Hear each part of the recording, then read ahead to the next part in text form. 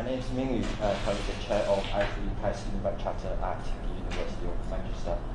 And so this event is organized by our chapter and also the CIGRE WG UK.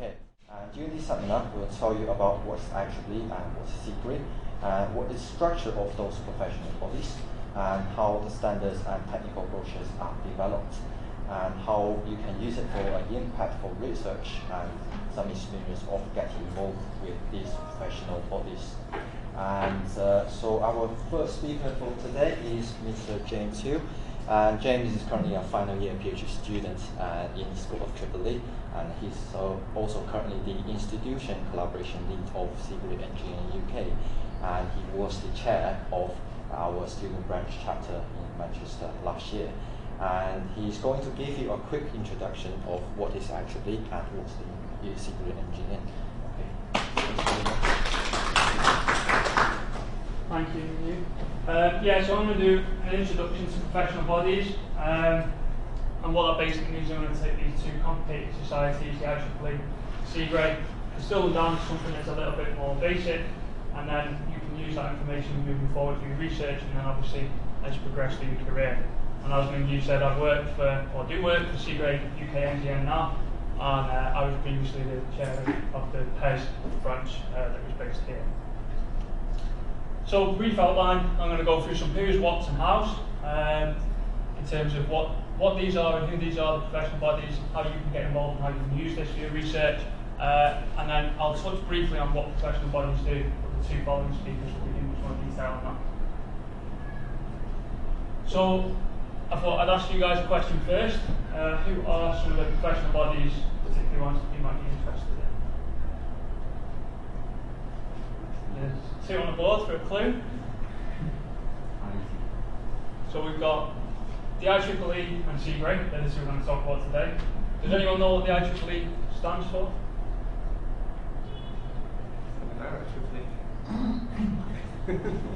So, the Institute of Electrical and Electronics Engineers. And CIGRE?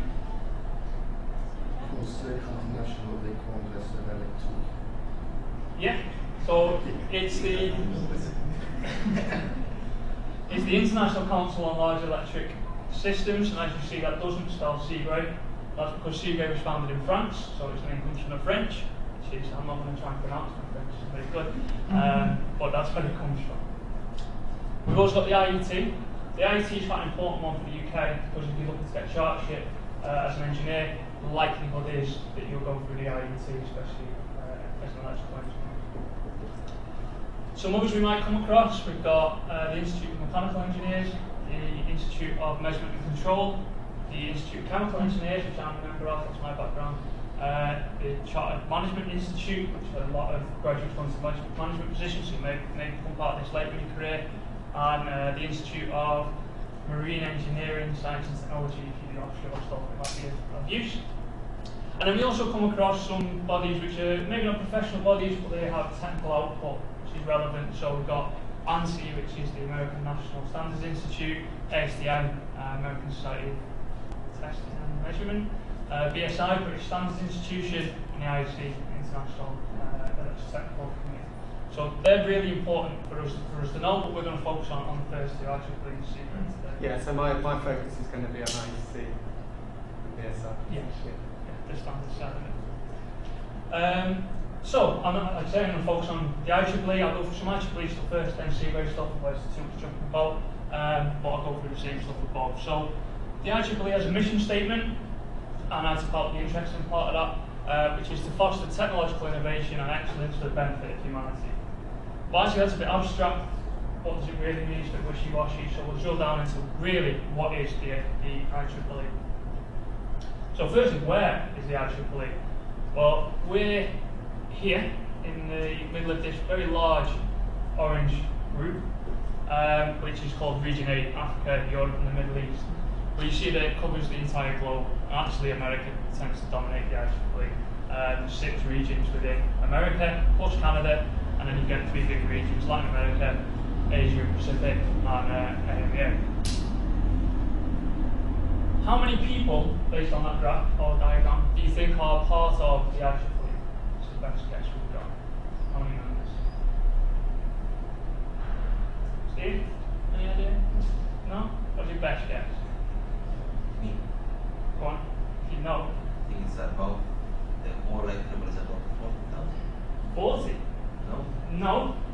you got the right first number, 422,460 members, according to the 2018 annual report. Now, the interesting number, how many of those are student members? Half is a big guess, but not as fast as it seems. So 123,508. So more than a quarter of student members, which means that actually the IEEE is really important for student members, and a lot of its stuff is geared towards student members. A lot of sub-societies, etc. Come on to later, which is relevant to you. Is anyone from India? No. America? China? So the top 5 countries with student members: India, USA, China, Canada, Bangladesh. So actually quite a global spread from maybe Asia, America specifically. So not only is the IEEE split by region, so your activities might be controlled by your region, but also by technical specialisation, and the IEEE calls this societies. So you get technical society. Now there's 39 technical societies, they're all listed on the board. I'm not going to go through each one. The IEEE Computing Society is the biggest. It's got just short of 50,000 members, so a big subcommittee out of 422,000. But for us here in Manchester, we've got 2 student branches. We've got the Power and Energy Society, which is nearly 40,000 people. It's actually the second biggest society. And we've also got EDS, which is Electron Devices Society, which has about 10,000 people, so it's sort of mid-range in terms of the size of that society. So actually, quite lucky being at this university, we've got 2 of the large technical societies that are represented here as student activity branches, or chapters, I should say. And so really what that means is that for you, looking at the IEEE, the activities and areas of interest for you are governed by your region, which is UKRI or Region 8. And then your technical society, and they overlap, and somewhere in the middle is you, and this relates to how you will engage with or benefit from the IEEE. So that's what it is, but what does it give you? What does it provide? So I went on to the IEEE Explore Digital Library, which is where they store all the stuff that they provide, using this URL, and I dropped the browse button down, and you can see that they provide these things. I'm not going to touch on books. Lots of people publish books. The IEEE also publish books. Of more interest is conferences. So the IEEE provide lots and lots of conferences every year based on the technical societies that we saw earlier, and they're global. You find them in lots of interesting places on lots of interesting topics. And people publish their work there. But really the idea of conferences is not just publish your work in a 4 to 6 page document, but so that you can go and disseminate that information to people who are also interested in sort of advertise the piece of the work they're doing. We'll skip over courses, but journals and magazines. So journals and magazines are also a publication method. The journals tend to be a bit longer, about 8 to 12 pages, depending on the type, depending on the content. But that, you're going to be seeing lots of new results in there. That's where people get new work and often how it's applied. And so in terms of looking at your research, they're 2 of the main documents: conference papers, journal papers that you can apply in your literature review or your reading. And then the final one is standards. Now standards, I don't feel, get enough representation within our research work and our literature review. Standards tell you how the latest knowledge can be applied to an industrial factor. So how do people who design, manufacture, own and operate their equipment do so safely, within operating limits and economically. That's what the standard will tell you. And so you can get all of these in one place, IEEE Explore. So quiz time again. In 2018 only, how many IEEE conferences were held? Remembering that there's 39 technical societies. Guess? Any number? Go on, Sarah. 80. So 2 a society. It's more than 2 a society. 1,962 I could find online. If you read the brochure, it says 1,966. I'm not going to quibble over 4. But that's a lot.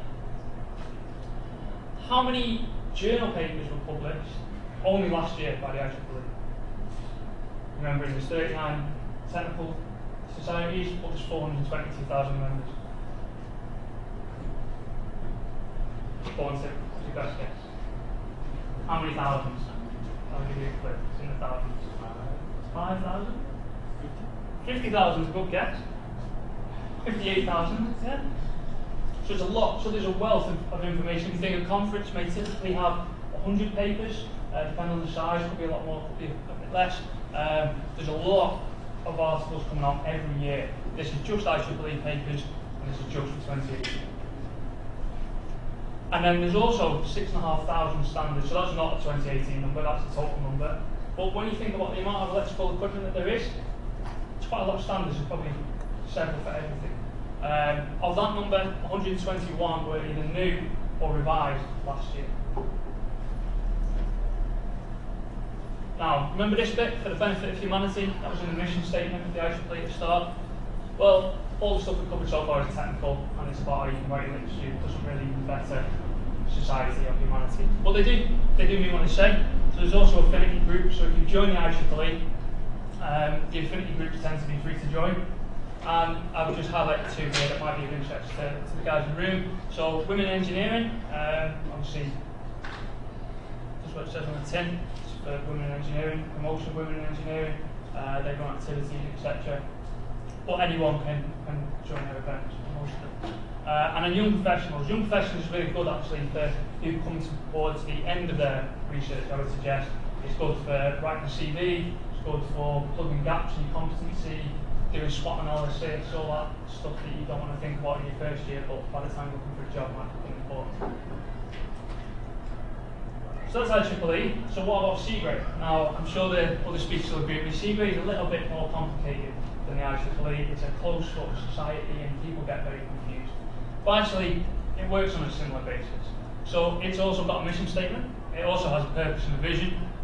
I'm not going to read it all, but the purpose is to foster engagement and knowledge sharing among power system professionals, and a mission contribute to the betterment of the power system by enhancing the expertise of the people within it. Now, the difference there is subtle, but CIGRE is focused on the technical capability of the people that work within the industry. IEEE is a bit broader, a bit more abstract, helping help people with the technology you develop. Similarly, a map of the world, and you can see where, it's not very well a diagram, but you can see where CIGRE's focus is. Europe, bit of the Middle East, and then satellite sites everywhere else. It's not quite as broadly spread as the IEEE. But importantly, we've got Ireland, we've got the UK, and also France, obviously, where it was founded. But CIGRE, similarly to the IEEE, is not just split by geographical region, it's also split by technical, which they call domain of work, and so they have study committees, and they try and make it simple. It will fail, but it goes A, B, C, D, 1, 2, 3, and then all the way through to 6 if you're in C. But then you can find that these different study committees can interact. So we hold an event here every year for the A2D1, so that's Power Transformers Materials Liaison Committee, which I find interesting, is relevant to my work, you guys might not find interesting. But this is the general split of work that CIGRE sees within the power system.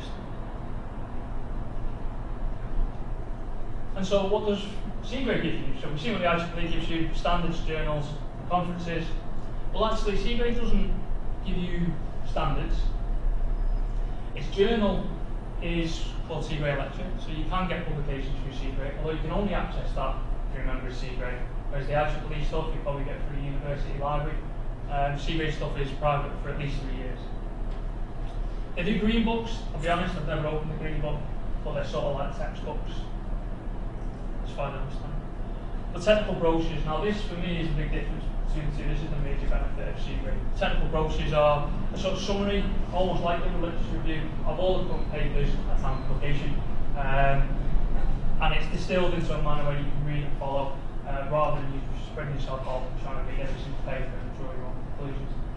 I find this an excellent starting point, and they can be quite specific. So I think there's about 800 technical brochures published at the moment, and some of them will have titles such as Moisture Within Transformers, which I know that's the one I read. But they're, again, very interesting side of publications for CIGRE. In terms of conferences, well, CIGRE calls conferences sessions. They're essentially the same thing. In odd-numbered years, they do sessions which are small for the different study committees. But in even-numbered years, so next year, they do what's called the Paris session, CIGRE Paris session, which is in August, and it's a big meeting of all the CIGRE study committees. They come and meet, study committees will decide what they're going to do for the next 2 years and discuss what they've done in the previous 2 years. And then again, all of these publications are only available through what's called eCIGRE, so the analogy to the IEEE Explore library, and you can see from here, once you go onto the search menu, drop the search type, put session papers, a lecture, and technical brochures, and the 3 main things you can get from here. There's not that many main books. So now you know how good it is, how do you join? I know that's the question you want to ask. So there's handouts available. I hope you've got one. If you've not got one, they'll be on the desktop side. Yeah. They've got a QR code on. Scan the QR code to take you right to where you need to be to join the IEEE. And I suggest everyone joins as a student member. It's a lot cheaper. It's about $20 per year, which is reasonable. It's a lot more if you're not a student. But if you join today, you can get a half-year bargain price of $13.5. They always give it dollars because they're based in New York. But that'll take you to January, and then you renew for the full year in January. Once you've done that, once you've joined the IEEE as a full society, you can then sub-specialise into the society or societies that you want. The cost for them is about $18 a year, based on PES, because that's the one I'm a member of, so I know. But if you want to join PES today, again, bargain price, $9 for your half-year fee. Normally, if you've not joined a society before, they give you a year free. You just have to Google code, it's not a student 2019 or something, but don't waste that half year. But then you get basically an email to say, well done, you're a member of the IEEE, you're a member of PES, and then you can go and join any relevant affinity groups. Remember, they're normally free, and you can start to make use of all the benefits I just discussed with the IEEE. How to join CIGRE? Even easier. So you scan the QR code that's on your handout, it takes you straight to the membership online form. I should specify, sorry, this is for the NGN, which is sort of the equivalent of a student membership. NGN stands for Next Generation Network. It's just a different way of saying student member. But CIGRE UK NGN membership is free for all students for 4 years. I think if you're a master's student, that counts as well. I think you get 3 years after graduation. You get nods. That's normally a good sign. And so actually there's a major benefit to joining. While you're a student, get the free membership, and then you can get onto eCIGRE and report stuff off and save it in your job notes. All you've got to do is fill out the online form, 10 steps, dead easy. Final step, you have to send an email to the membership coordinator with proof of studentship, which is a matriculation letter or an offer letter, which you can get from the admin team here. Easy as that. So now you know how. Just to summarise why. So for the IEEE, conference fee discount. So you join the IEEE, you want to go to an IEEE conference, give you some money out. That keeps your supervisor happy because there's still £100 in their research budget instead of you stealing it to go off on a holiday. You keep up to date with the latest developments and activities within technical specialisation. Obviously, once you join your society, that gives you the information you want rather than just IEEE information which might be irrelevant to you. You can access the publication library and training, whatever you are, whenever you want, as you've got internet connection. And you become part of a global community of like-minded people who do similar things to you, so it's actually a great networking environment. It also looks good on your CV and applications, like I mentioned before, chartership for the IET. If you're a member of one of these societies or multiple societies, it shows that you're committed to your technical specialisation, your background, you want to progress through, you're committed to that. And why to join CIGRE? Well, some of the ideas are the same. Personal development and route to charterships listed again. But you get access to NGN events, so if you're a member of CIGRE UK NGN, you can go to CIGRE UK NGN events. Other people can't, or at least they don't get the first bite. If it doesn't fill, they normally have to fill it. You get access to eCIGRE, like I say, you need to be a member to access eCIGRE. You get involved in CIGRE activities, so moving up from CIGRE NGN to CIGRE. These are sort of the holistic stuff, so join international working groups, and publish papers in the working group of CIGRE conferences. Again, if you're not a member of CIGRE, you want to do that. And you can join the NGN steering committee and work with me or replace me, I've gone soon. Getting old. And finally, you can understand what CIGRE is. As I mentioned before, CIGRE is a bit of a weird beast. No one, or certainly me, I certainly don't know how it works in full. But from the outside looking in, it's weird. From the inside looking, and it's just as weird. But when you actually have graduated and you want to be part of these societies, knowing how it works and how you can get it to work for the betterment of yourself is really important. So if you join now as an AGM member, by the time you graduate, you're in a more senior role as be part of CIGRE and knowledge more. And that is it for me. Are there any questions? Time for one quick questions. So, James. No. Shall I make a quick comment then, James? Please. No questions. So, CIGRE may look complicated, but it's actually, you remember the history that it was actually set up between essentially the CGB in the UK and EDF in France, who were, and also the smaller Scandinavian utilities who were kind of the first at 400 kV to share experience of running large networks, which is where the name came from. And it's kind of expanded from there to look at all different aspects of electrical system operation. So I'm not sure whether it came across, but obviously IEEE covers everything, including electronics and plugs and sockets, all the things which are IEEE standards. So if you like, power is a relatively small part of that. Whereas CIGRE is all about large networks. It's all about electrical systems and power. And also the other thing is that CIGRE and IEC work together very closely. I'll show a bit more of that. But one of the things that CIGRE provides is this pre-standardization work, which IEEE kind of does it for itself, but IEC is the international standards organisation, whereas IEEE is the North American standards organisation. So, if you like, IEEE has this broad spread for, if you like, research and publications, the CIGRE type work. CIGRE has a smaller spread, it's much more, like say, much more Europe focused. Whereas CIGRE fits into IEC, which is the global organisation, and IEEE standards are a much more local thing. Yeah. So I don't know if that's made it clearer or less clear, but it's kind of that's a little bit of the history. So our next presentation is going to Yeah, so if this is going to work, okay, because I know this is a bit flaky sometimes. Paul is a professor of electrical power equipment and standards in the School of Italy. Before joining University of Manchester, he works at Sackville as the transformer leader. Professor Jarman has a massive involvement with standard boards and technical working groups, and he will introduce you how these standards and technical brochures are developed and how these are enabled for research. Right, so this is going to work. Sometimes does. Okay, brilliant. Okay, so good afternoon, everyone. If that's going to work. Yeah, good. Okay, so I just thought I was asked to say a little bit about how research and standards maybe fit together and how you kind of get into the standards work and the impact that you can get from your work through standards. So this is my background. I was National Grid Transformer Technical Manager. I started in research for 6 years at the Leatherhead Research Organisation that was run by the electricity industry in those days. Sadly, most of those research organisations are closed, and a lot of that research is transferred now into universities. Engineer for 8 years, manager for a couple of years, and then technical manager, which is basically looking after standards and everything to do with transformers for quite a significant period just before I left last year and joined the university here.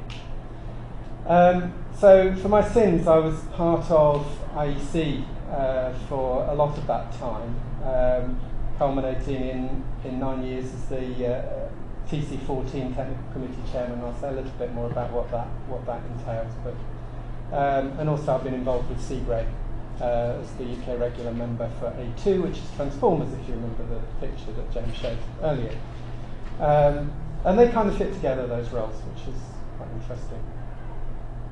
So how did I get into these, the standards organisations? So when I was a transformer engineer, relatively low down in the organisation, CGB, as it was, Central Electricity Generating Board, which is the nationalised version of National Grid and Power Gen and National Power they became, did have a sort of programme of encouraging young engineers to get involved with standards, and particularly from the research organisations. So I started actually with magnetic steel, and then joined the Senelec working group. I'll show again how these things. Senelec is the European Standards Organisation for Electrical Equipment. And then joined the CIGRE working group that James mentioned. This one happened to be on the effect of particles on transformers and particles in oil on transformers. And it's kind of then a good way of actually meeting some of the grandees, if you like, of your particular bit of the industry, because that one was convened by Jacques Aubin, who was will appear on a lot of the papers you've probably read.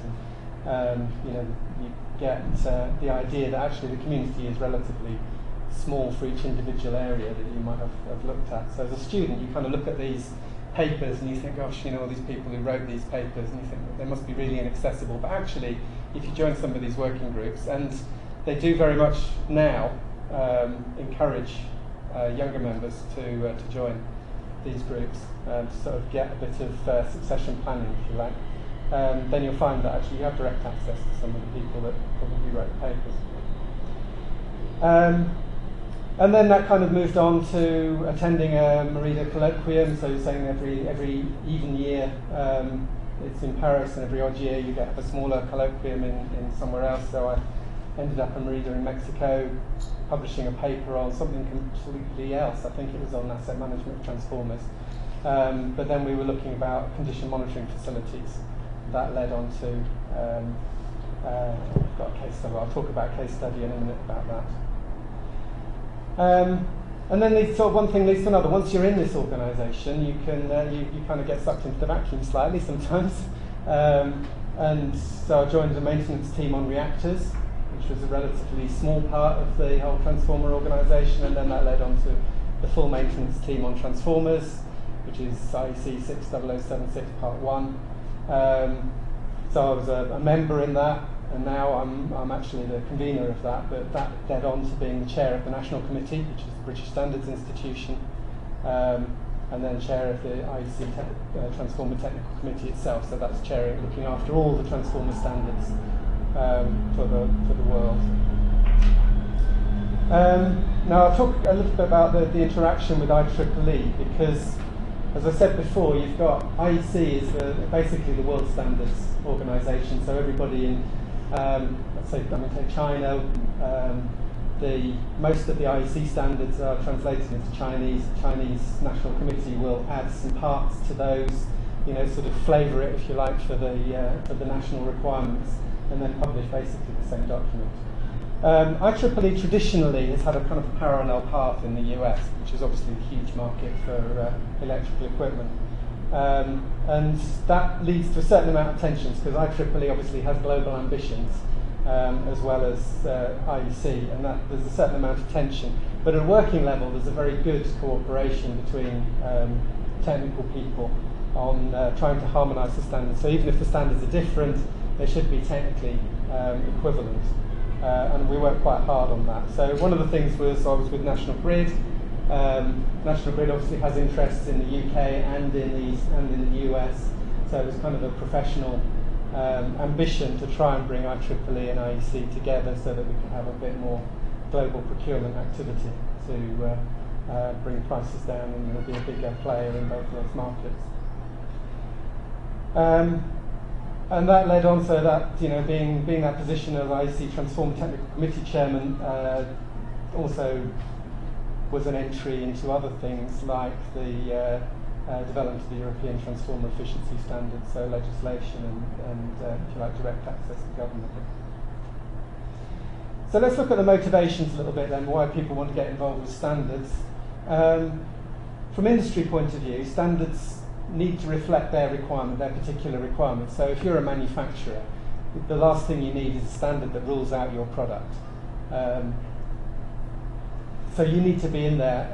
So if you're working for a manufacturing industry, it's usually quite easy to get to sit on the board or get funding from your company to go and make sure that the standards relevant to your company are you're properly represented on the committee that's organising them. But the other thing is you want obviously the most up-to-date knowledge, and this is where the interaction between research and industry occurs. So the next bit on here is academia. So how do you get that direct feed of the latest thinking into standards? And basically that is through universities. And why would you do it from an academic point of view? Why would you want to be involved in an IEC or indeed an IEEE committee? Really, you get direct impact of your work. So one of the things, obviously, is the research assessment framework and those things that go on in academic, are important to academic, the numbers, if you like. It's very easy to show that your work's had a direct impact on the industry if it's ended up in a standard, which everybody is then using. I've got an example of that. It also maintains a relationship. So for engineering, this is very important. It maintains a relationship between your work and what the industry is looking for and what the industry is doing at a particular time. Probably the most sort of direct application of that is actually in CIGRE. So if you join a group in CIGRE, you will have academics, industrialists, and both manufacturers and users in the same group. And you certainly end up getting a lot of ideas for where the research should go, as well as being able to feed in your ideas to industry. Plus, of course, you're then making contacts that might well be useful later in your career. So I've touched now on the personal, why might you do it from a personal point of view? Basically, you can lever your knowledge, develop some transferable skills, show that you know more than just about your university, your area of expertise in research. You can understand, what's going on in the wider world. And also, it's possible, if you like, to sort of leapfrog in your professional profile. So, you can gain a position in IEC or CIGRE that then allows you to get promotion in your job, and then that promotion allows you possibly to get, higher status within the organisation that you're involved with. So that kind of goes on, and in no part that's responsible for me joining the university now, sort of the latter part of my career. So I tried to put this in a little diagram. Some of you may have seen this before if you came to the UHVNet. But you've got this interaction between university research, industrial research, industry that feeds into CIGRE. The industrial, the national committee, sorry, this is about the structure of IEC as much as anything, that IEC has the International Technical Committee, but the representatives on that technical committee come from national committees. And so in the UK, it's the British Standards Institution that is responsible for that national committee. So representation from a trade body or through CIGRE and research you're doing can get you representation on that national committee, that BSI committee, and then they nominate the representatives. I should have probably put another sort of diagram around the edge here. I'm not sure whether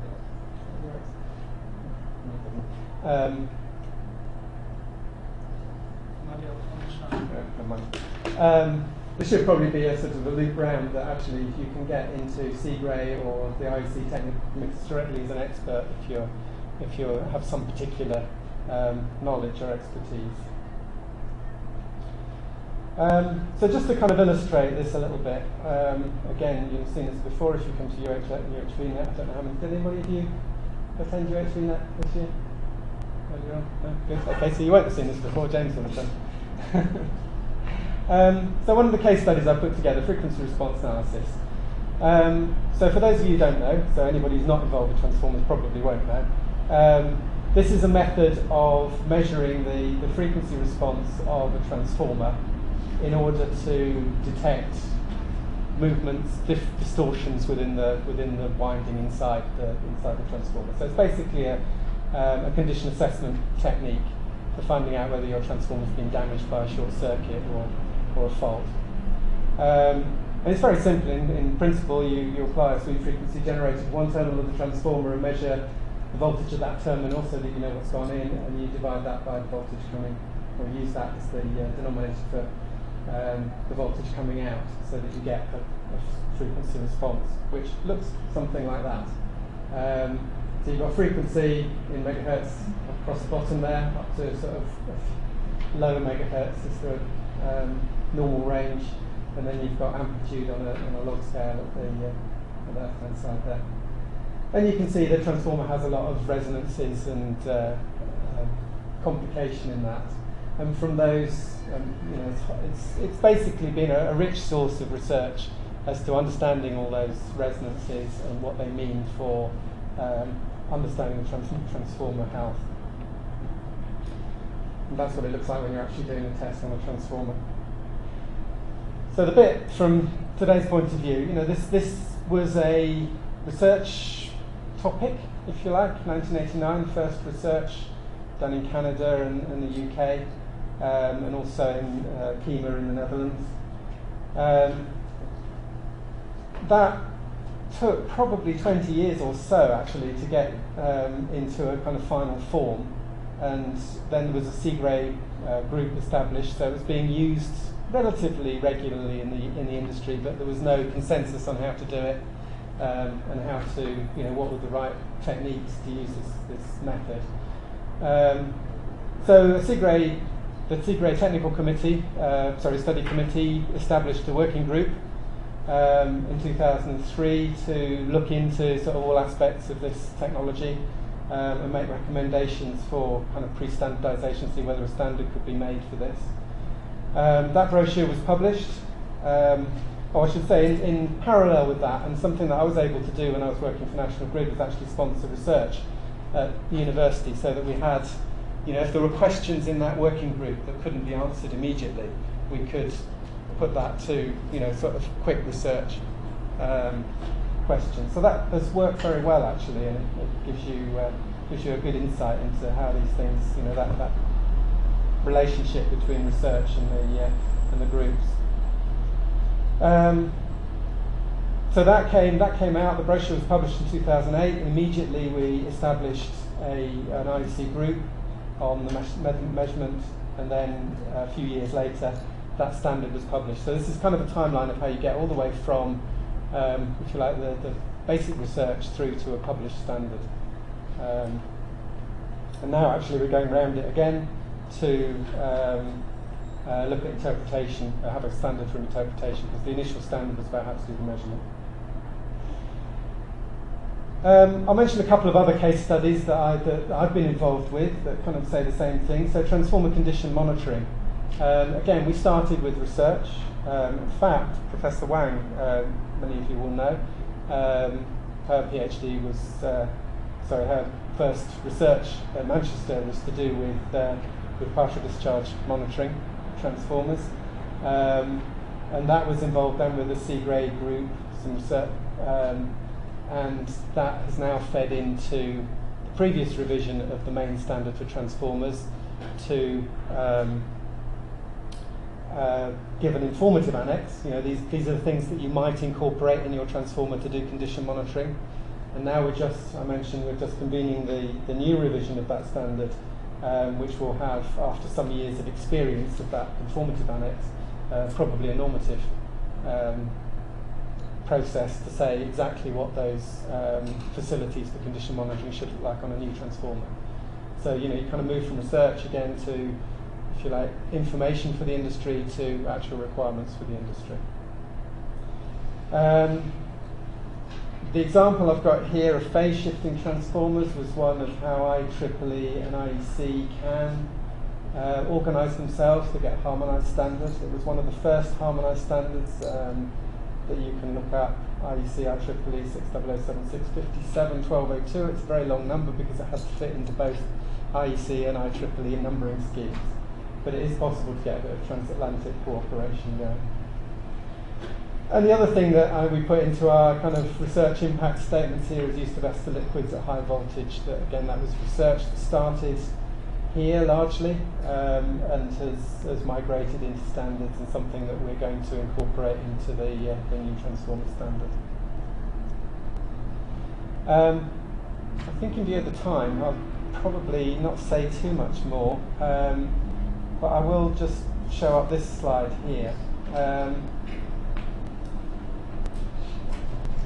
To kind of put IEEE in context in my as a standards organisation, the international organisation is IEC for electrical stuff. There's a partner organisation, ISO, which deals with everything that's not electrical, and the ITU, the Information and Communication Technologies group that looks after telecommunications standards. That then kind of goes down to regional standards. I mentioned China, but Europe is CENELEC, this European Committee for Electrotechnical Standardisation, and IEEE in America. But IEEE has its global ambitions too, so it's a little bit awkward. And then you've got national committees, so British standards I've already mentioned.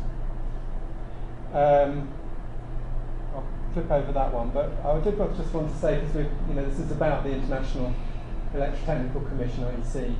It was established in 1906 by the character on the left that you may recognise as William Thomson, Lord Kelvin, who of course started his career as a researcher, became an engineer, but I think never really lost the research, so something not here, but in Glasgow. So the whole standards organisations are firmly founded right from the very beginning on university research and academic input. There is a little bit on there about how the system works. That in IEC and IEEE, they have a professional standards organisation, if you like, people who are employed by the organisation to manage the standards making process. But it's important to realise that the standards are not written by those people, they're written by the engineers and scientists who actually know what they're talking about. So you have this sort of top level here, the Standards Management Board, which is made up of individual standards people from the national committees, but then the technical committees sit under those and contain the people who actually do the work. And then you've got technical advisory committees, strategic groups, and so on. And under those technical committees come the actual working groups who work on individual standards. Okay, I think I'll leave it there so Mathaios has a chance to speak as well. If there are any questions? So our last speaker for today is Dr. Mathaios Panteli. He's a lecturer in Power Systems in School of IEEE, and his main research interest focuses on reliability, risk, and resilience of future low-carbon power networks, system integration of distributed energy resources, and integrated modeling of multi-element critical infrastructures. And Dr. Panteli has also got a massive involvement in both IEEE and CIGRE working groups, and he will tell you more about how his own experience of working in international working groups as a PhD student, and how it helps with his research and academic career. So thank you very much for the presentation. Fortunately, I don't have 30 or 40 years experience as Professor Jarman, but I will try my best to share with you some of my experiences so far with the working groups and give you some tips and hints of how to get involved and how to make the most out of these working groups. So, as this work on.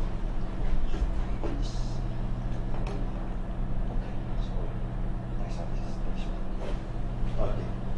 So I will start with a bit of background of myself. So I did my PhD here at the University of Manchester from 2009 to 2013.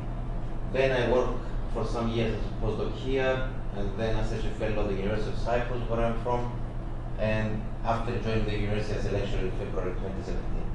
So, I mean, this is a bit of my background for my PhD. I mean, I put this here not just to show you my CV or my experience, but just to show you when I started getting involved with working groups. So my first involvement was in 2011, which I was still a PhD student. So I was involved in IEEE working group. And the way I got involved in this working group, I attended a conference, an IEEE conference. So in particular, the general meeting, which is here annually in the United States. So that conference, one of the specific characteristics it has is that it hosts these working group meetings. So my PhD was relevant to this working group. So before I went there, I saw that they were going to hold a meeting there. So I just went, I entered the room, I introduced myself, I said I want to be part of that working group, and then that's how I joined the working group, and I'm a member in that working group until now. Then in 2015, I became a member of IEEE Task on Resilience, which basically the work that I did in this working group helped me a lot to gain visibility and experience in getting involved in working groups.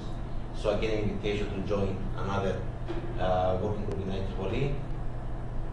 Then I'm now currently also a member in a CIGRE working group, and I'm also co-chairing a CIGRE working group on power system resilience. So basically, the two key messages that I want to pass from this slide here is that you don't have to be a senior researcher or a senior engineer or whatever to join a working group. As James said before, when he was showing the statistics of the membership of IEEE, there are a big number of student members in these working groups. And actually, the international working groups and task force and so on actually encourage young engineers, young students to get involved in these working groups. So if you are interested, chase it up and you will become a member of the working group. So just some examples of my personal outputs on these international working groups. And again, I'm not trying to promote myself over there, I'm just sharing my personal experience. I mean, James and Professor Jarman gave a very nice background of potential outputs from this working group. So you can publish anything from transactions paper, from journal papers, to basically white papers, or basically position papers of the task force of the working groups you are involved on a specific topic.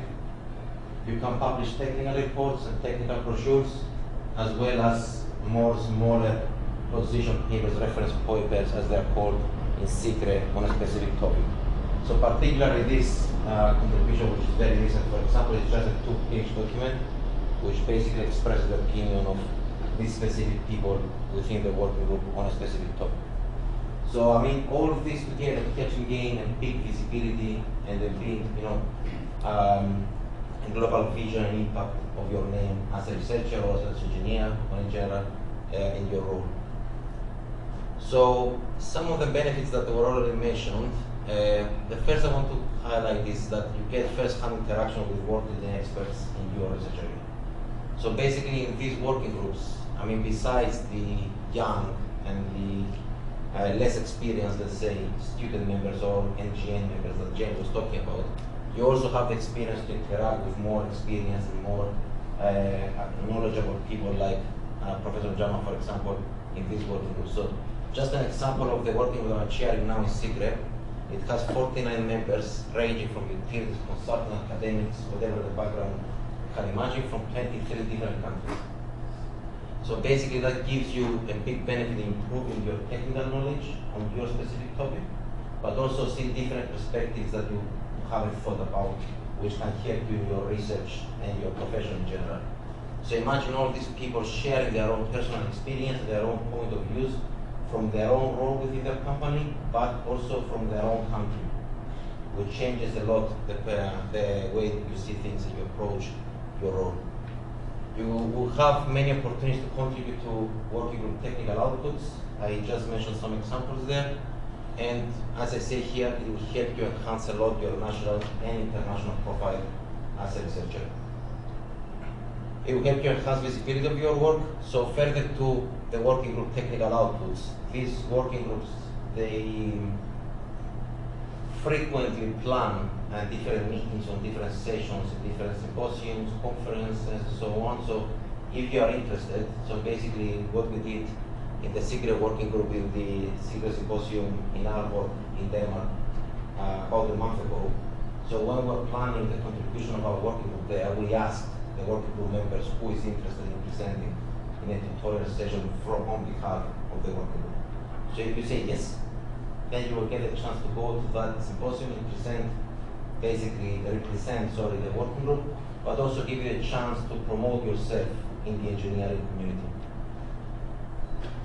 And also, that was mentioned from James, it looks great on your CV, so you have multiple benefits from getting a job, which shows your involvement, your commitment to the international professional bodies, help you get a promotion, help you become a chartered engineer if you are going to be based in UK through IEEE. And I can assure you, I mean, my involvement in this work will help me a lot in getting my job as a lecturer at the University of Manchester, and also recently being certified as chapter engineer. So it really provides a lot of benefits. And the final thing is the network. So, I mean, it really provides great network opportunities. And that can have, again, multiple benefits from, I mean, a member of that working can be your future employee. It can give you a reference support letter. So it has a lot of benefits. I mean, you interact with people, you meet people, and in general, you get yourself out there in the engineering societies. So how to get involved? First, again, become a member of the international professional body you're interested in, and James provided the numbers, which is very cheap to get a student membership in IEEE and CIGRE, at least that I'm aware of. Then you need to think where your work fits. So basically, you need to find the right working group to approach and to become a member of.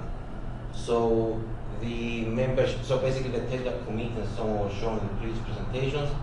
So you can visit the corresponding websites of the international professional bodies and you can see where your work best fits in, because that's the working group that first you can contribute more at, and second you have the most benefits out of it. You don't want to enter working group with no idea what they're talking about, right?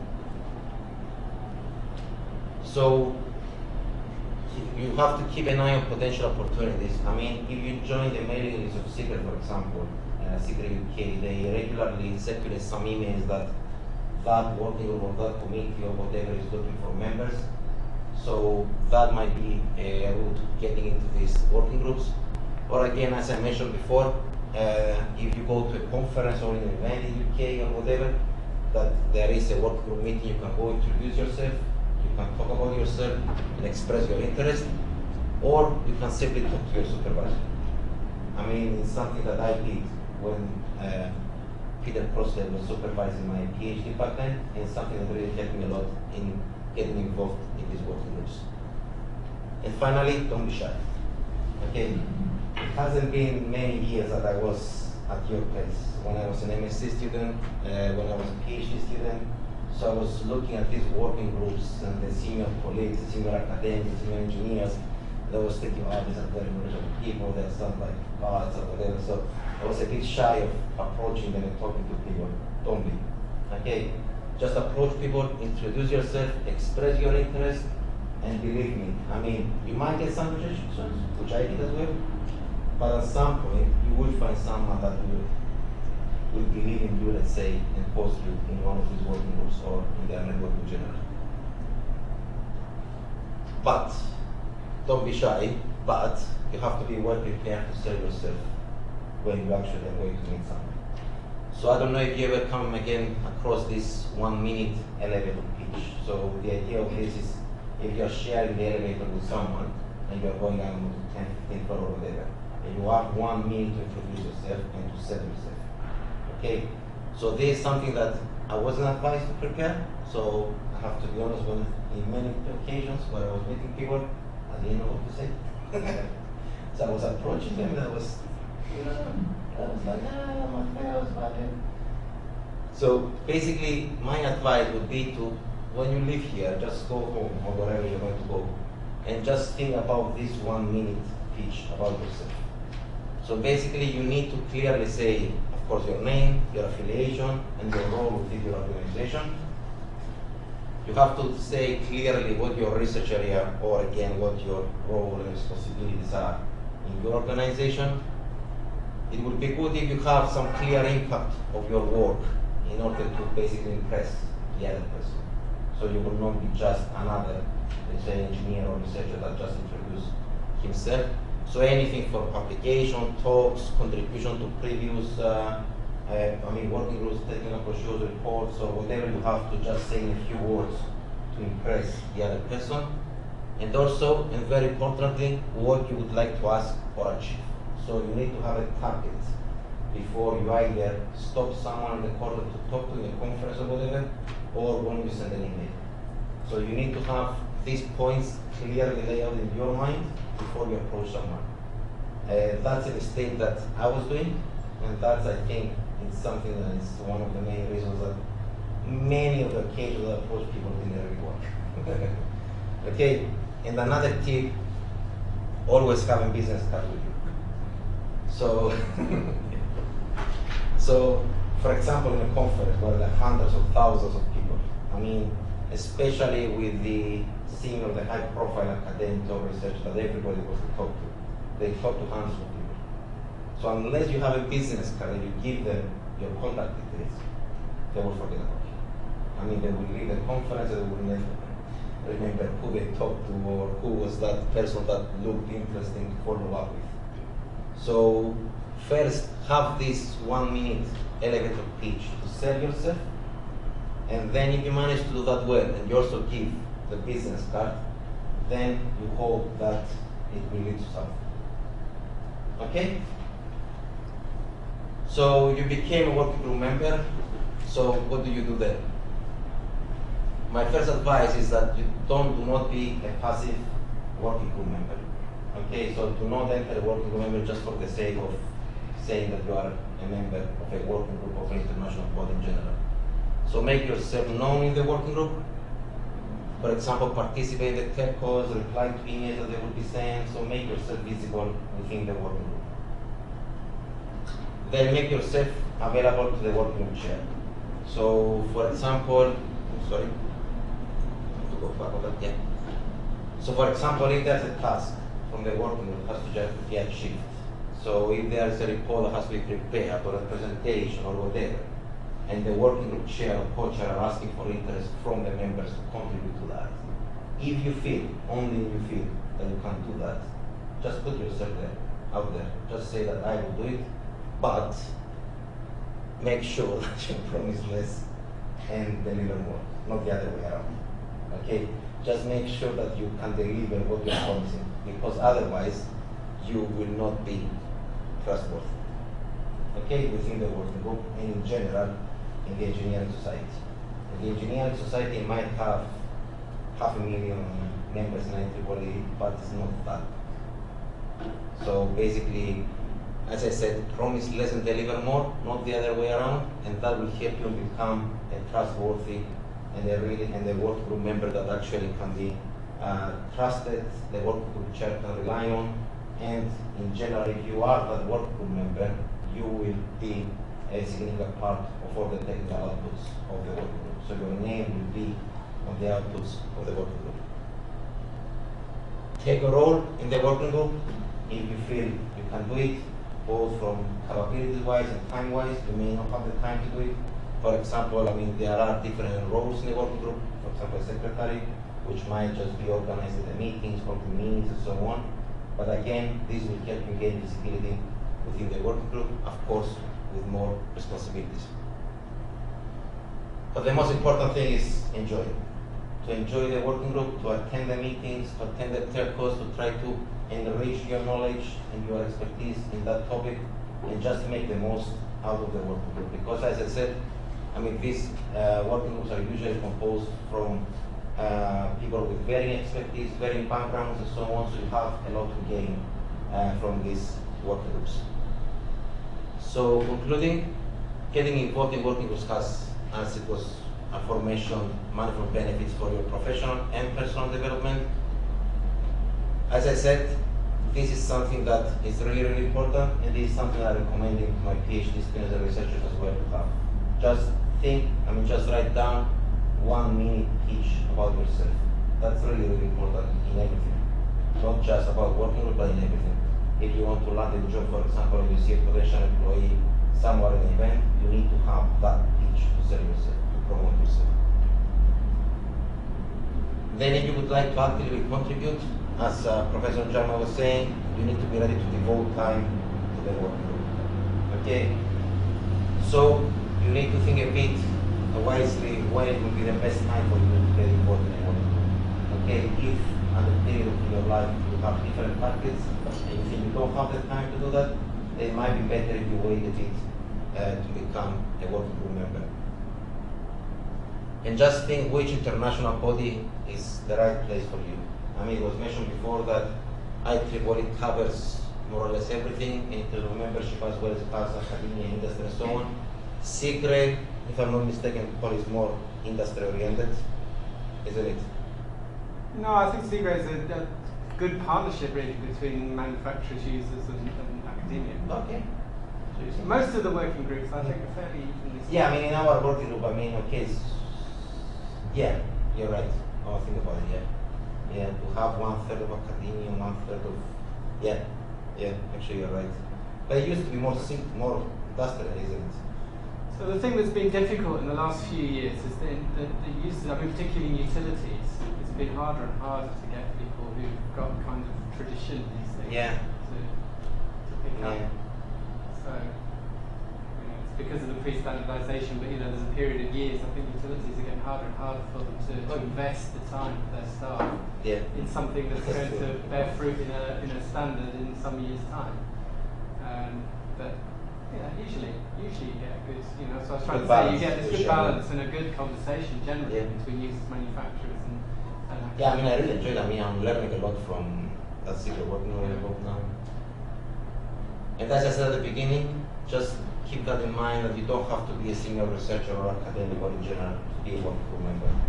So if you want to become one, I don't know, I mean, some MSc students, some PhD students here. So if you want to become a working group member, you can't do it from now. Okay, but first, as I said, you need to be a member of IEEE, CIGRE, or whatever, to become a member of that working group. So I'll be very happy to either answer any questions now or to follow up with any questions later on after this event, if you would like to. Okay, thank you very much.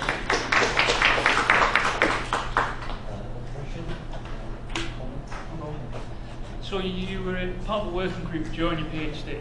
Yes. Did that help focus or streamline, or how did that influence the work you were doing at that time, or did it at all?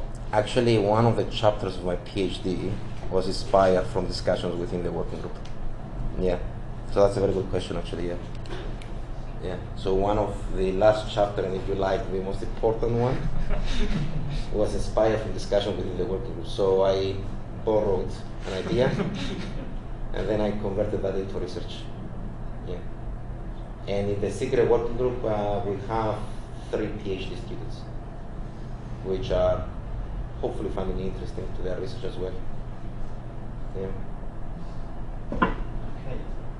So far we have 3 interesting presentations, and I hope you all get some idea about what the IEEE, IEC, and CIGRE are.